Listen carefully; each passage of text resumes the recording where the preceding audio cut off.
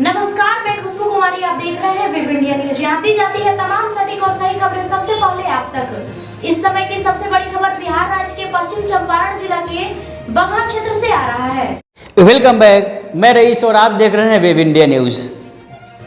जैसे जैसे चुनाव का समय पास आता जा रहा है वैसे वैसे राजनीतिक पार्टियां अपने अपने स्तर पर मेहनत कर रही है, लेकिन ये 2024 का लोकसभा का जो चुनाव है, ये इसका जो चुनावी दंगल है, वाकई में इसका दंगल देखने और समझने में काफ़ी लोगों की दिलचस्पी है। अब सिर्फ इंतज़ार है कि चुनावी बिगुल कब फूंका जाए। इसी बीच हम पश्चिमी चंपारण जिला के अंतर्गत बगहा पुलिस जिला क्षेत्र में उपस्थित हैं और ये वाल्मीकि नगर लोकसभा क्षेत्र संख्या 1 से शुरू होता है और पहला सीट हिंदुस्तान का यहीं से शुरू होती है। इसीलिए इस सीट पर इस राष्ट्र की प्रत्येक पार्टी अपनी अपनी निगाहें बनाए रखती है। चलिए, मैं आया हूं भारतीय जनता पार्टी के पुलिस जिला बगहा के जिला अध्यक्ष भूपेंद्र नाथ तिवारी जी के पास और मैं इनसे बात करूंगा और इनको आपसे रूबरू कराऊंगा कि यह 2024 को लेकर इनका क्या मोटो है और अभी जिला स्तर पर पार्टी के लिए किस प्रकार मेहनत कर रहे हैं। सर, स्वागत है आपका हमारा वेब इंडिया न्यूज चैनल में सर, कि आप अपने प्रीशियस समय निकाल कर हमें दिए। सर, मैं चाहूँगा सर आप छोटा सा परिचय अपना दें। मेरा नाम भूपेंद्र नाथ तिवारी, जिला अध्यक्ष भाजपा बगहा है। मैं पिछले करीब 30-35 सालों से भारतीय जनता पार्टी का सदस्य रहा हूँ। भिन्न भिन्न पदों पे रहा हूँ। जो भी पार्टी जब जिम्मेवारी दी है उस हिसाब से पदों पे काम करते हुए आज भारतीय जनता पार्टी बगहा जिला का जिला अध्यक्ष के रूप में कार्यरत हूँ। सर, प्रिपरेशन की बात करें सर, तैयारियों की बात करें, यह लोकतंत्र का सबसे बड़ा फेस्टिवल है चुनाव सर। इसके लिए सर आप जिला स्तर पर पार्टी के लिए किस प्रकार मेहनत कर रहे हैं? चुनाव जो लोकतंत्र का एक उत्सव के रूप में हम लेते हैं और आगामी 2024 का चुनाव होने में मात्र अब 3 महीने से कम के समय बचे हैं। हम सब अपने स्तर पे हमारे देश के प्रधानमंत्री आदरणीय नरेंद्र मोदी जी के किए गए कार्यों पे अपने कार्य की रूपरेखा बना रहे हैं और जो भी लोग हम लोगों के पार्टी से अभी तक थोड़ी दूरी बना के रखे हैं, निश्चित रूप से जब उनके संपर्क में हम जा रहे हैं और प्रधानमंत्री के पिछले 9 वर्षों के कामों को बता रहे हैं तो उनके अंदर आशा और विश्वास का संचार हो रहा है। आशा और विश्वास का संचार हो रहा है। सर, फिलहाल सर जिस क्षेत्र में सर आप हैं, फिलहाल यहाँ पर आपके जो सांसद जी नहीं है लेकिन सर विधायक हैं, तो सर दायित्व तो बनता है आपसे प्रश्न करना। सर, प्रश्न ये है, जिला है, पुलिस जिला है बगहा, लेकिन यहाँ से राजधानी पटना में जाने के लिए कोई प्रत्यक्ष रूप से एक भी रेल नहीं है। इसके लिए आप किसको जिम्मेवार ठहराइएगा या आपकी इस पर क्या राय है?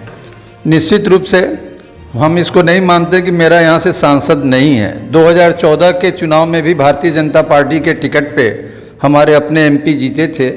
गठबंधन के चलते 2019 में ये सीट एनडीए के अंतर्गत जो गठबंधन में थी जदयू उसको गया और जो भी जदयू के अभी माननीय सांसद हैं निश्चित रूप से भारतीय जनता पार्टी के कार्यकर्ताओं की बदौलत ही जीत पाए थे और आशा ही नहीं पूर्ण विश्वास है कि 2024 में फिर से यहाँ पे कमल खिलेगा और यहाँ की जनता उससे रूबरू होगी और निश्चित रूप से आपको बताऊं कि कमल ही कमल खिलेगा यहाँ पे। आपका दूसरा प्रश्न है कि यहाँ से राजधानी पटना के लिए कोई ट्रेन नहीं है। मुझे बताते हुए हर्ष हो रहा है कि यहाँ से राजधानी पटना के लिए बहुत ही कम समय में ट्रेन चालू होने वाली है। हमारे रेल राज्य मंत्री दानवे साहब आए थे, उनसे हमारे राज्यसभा के माननीय सांसद सतीश चंद्र दुबे जी, मैं स्वयं, हमारे जिला के सभी वरिष्ठ पदाधिकारी लोगों ने आग्रह किया है।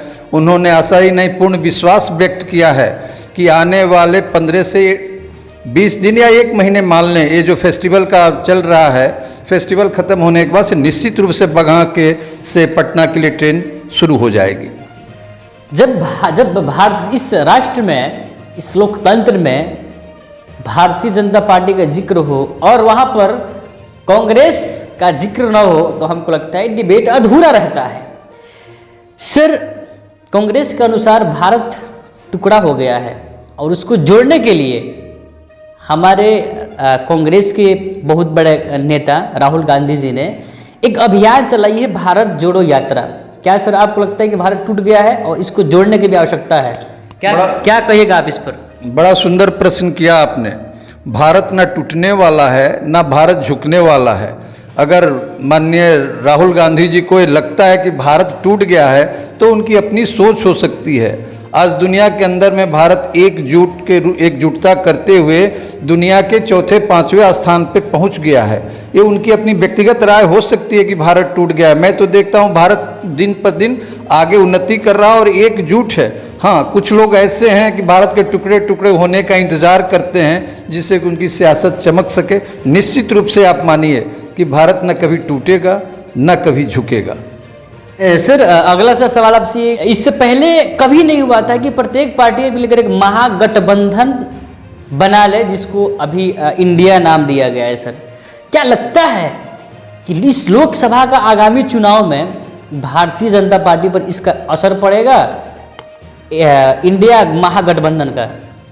मैं बहुत ही स्पष्ट रूप से बताऊं कि जो इंडिया गठबंधन नहीं है, ये ठगबंधन है। सारे लोग मिलके एक सच्चे और ईमानदार आदमी के हैं कि उसको हराया जाए और यहाँ से हटाया जाए, तो निश्चित रूप से भारत के हिंदुस्तान की आवाम में जान चुकी है कि नरेंद्र मोदी के जिनके नेतृत्व में पिछले 9.5 वर्षों से हमने काम किया है, तो निश्चित रूप से वो ईमानदार छवि के हैं। आज तक 9.5 वर्षों के शासनकाल में भाजपा के या उसके साथ अभी जो भी अलायंस की दलें हैं, कोई व्यक्ति ये नहीं कर सकता कि किसी के ऊपर कोई करप्शन या भ्रष्टाचार का आरोप हो। अगर पिछले 10 सालों में जाएं तो हर साल आरोप लगते थे, हर साल स्कैम का उभर के आता था। तो निश्चित रूप से आप जानें कि आगामी चुनाव जो आने वाले हैं, निश्चित रूप से सिर्फ कमल ही खिलेगा।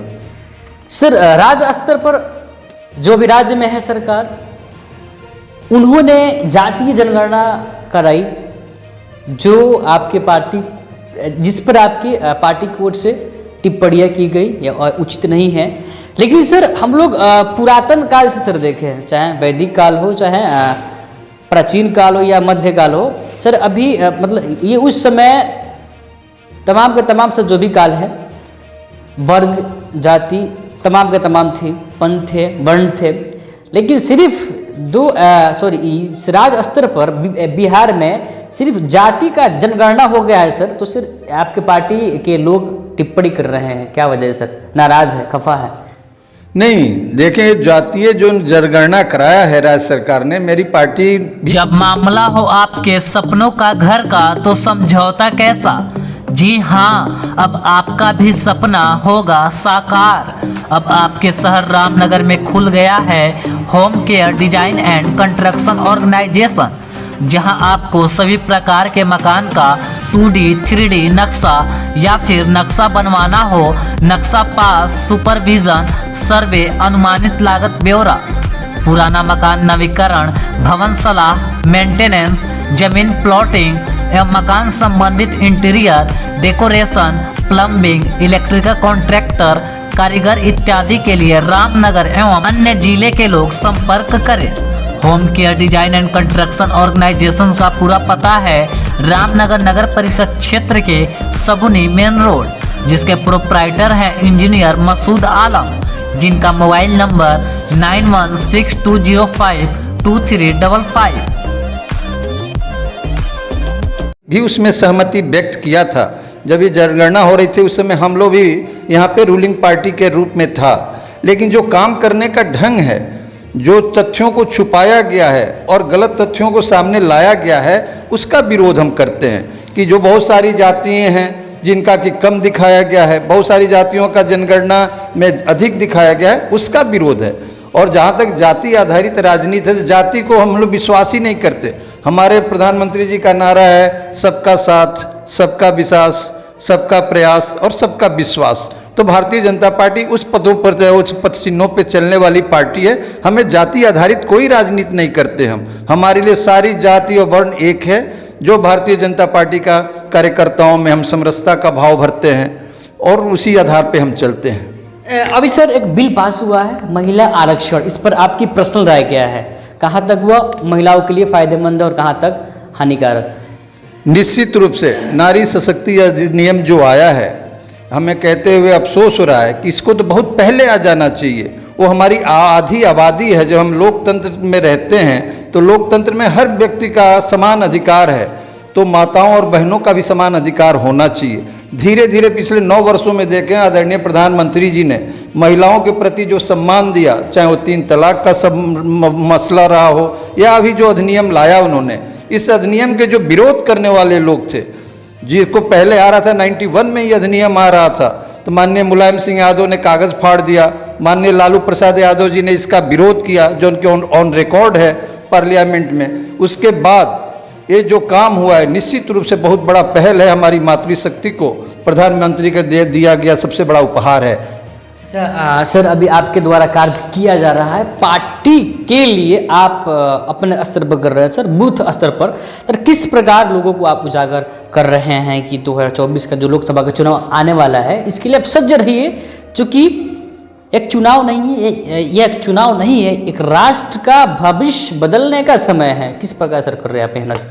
निश्चित रूप से बहुत सुंदर प्रश्न किया आपने। जो 2024 का चुनाव है, निश्चित रूप से 2024 की चुनाव भारत और हिंदुस्तान की तकदीर बदलने के लिए मील का पत्थर है। इसमें हम कुछ नहीं कर रहे हैं। हमने जो पिछले 9.5 वर्षों में कार्य किया है, चाहे वो महिलाओं के लिए काम किया हो, मजदूरों के लिए काम किया है, रेवड़ी या फुटपाथ पर रहने वालों के लिए काम किया है, हम सिर्फ और सिर्फ उन्हीं लाभार्थी, मैं तो पूरे विश्वास के साथ कहता हूं कि हिंदुस्तान में ऐसा कोई भी व्यक्ति नहीं होगा जो कि माननीय प्रधानमंत्री जी की योजनाओं से लाभान्वित नहीं होगा। मैं भी लाभान्वित हूं, आप भी लाभान्वित हैं। ये 140 करोड़ जनता को माननीय प्रधानमंत्री जी ने कोविड की महामारी में मुफ्त टीकाकरण किया, उसको हमने भी लिया, आपने भी लिया। सारे चीज़ों को देखते हुए जो उन्होंने लाभ के काम किए, बस सिर्फ वही हम जनता के बीच में कह रहे हैं कि पिछले 9.5 साल, 10 साल बनाम 70 साल देख लो, जो अच्छा है उसको आप वोट दो। चलिए सर, राष्ट्रीय सर आपसे है सर एक है प्रश्न कि 2024 के में पुनः यदि भारतीय जनता पार्टी की सरकार आती है सर, तो आप पर्सनली प्रधानमंत्री के रूप में आप किन को देखना चाहिए? क्या माननीय मोदी जी को या कोई और सर कोई चेहरा है? निश्चित रूप से हम जब चुनाव लड़ने जा रहे हैं तो हम लोगों के सेनापति माननीय प्रधानमंत्री श्री नरेंद्र मोदी जी हैं, और निश्चित रूप से हर हिंदुस्तान का आवाम और हम सब भारतीय जनता पार्टी के कार्यकर्ता यही चाहते हैं कि तीसरी बार लाल किला पर झंडा फहराते हुए मैं आदरणीय मोदी जी को देखें।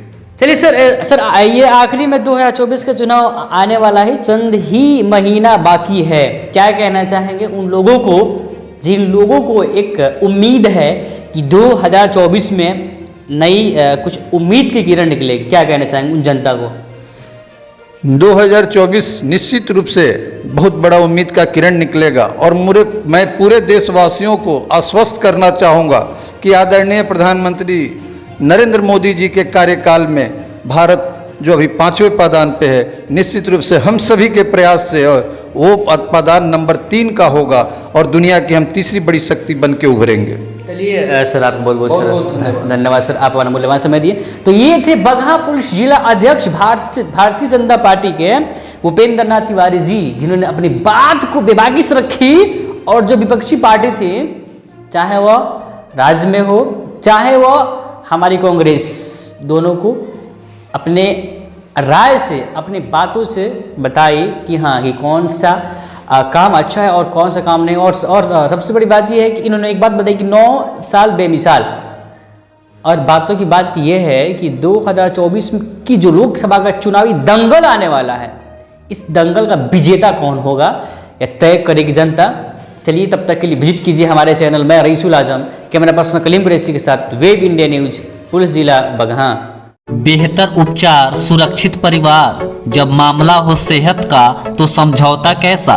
जी हाँ, आपको सभी बीमारियों से निजात दिलाने के लिए खुल गया आपके शहर रामनगर में गुड हेल्थ क्लिनिक, जहां आपको आपके स्वास्थ्य के लिए मिलेगा 24 घंटे उपचार की सुविधा, जहां कम खर्च में डॉक्टर आई आलम के द्वारा मिलेगा बेहतर इलाज, जहां जोड़ दर्द, साइटिका, चोट, सूजन एवं टूटा फूटा प्लास्टर एवं ऑपरेशन की सुविधा, बुखार, खांसी, सर्दी, निमोनिया, दम फूलना, जलन होना, पेट, छाती, गुर्दा, लीवर, किडनी, प्रोस्टेट, पेशाब की थैली का उत्तम इलाज, महिलाओं के बच्चेदानी, मासिक गड़बड़ी, सफ़ेद पानी एवं ब्लड गिरना, लिकोरिया, गांठ हो जाना, बांझपन एवं पथरी के मरीज का 100% सफल इलाज।